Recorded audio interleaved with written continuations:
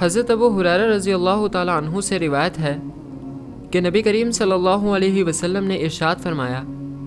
جس آدمی نے اپنے مال میں سے اللہ کے راستے میں 2 چیزیں ملا کر صدقہ کیں، اس کو جنت کے سب دروازوں سے داخلے کے لیے پکارا جائے گا، جبکہ جنت کے 8 دروازے ہیں۔ جو شخص نمازیوں میں سے ہوگا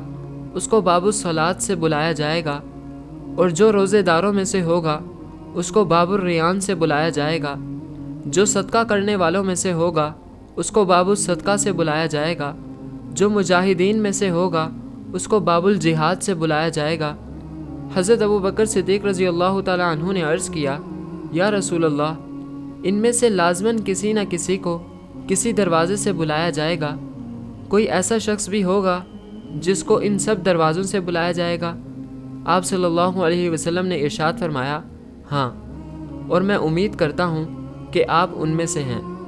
2 چیزیں ملا کر صدقہ کرنے کا معنی یہ ہے کہ جو چیز صدقے میں دیں اس کو جوڑا کر کے دیں۔ اگر 2 مختلف چیزیں بھی ملا کر صدقے میں دیں گے تو یہ بھی اس حدیث کا مصداق ہوگا۔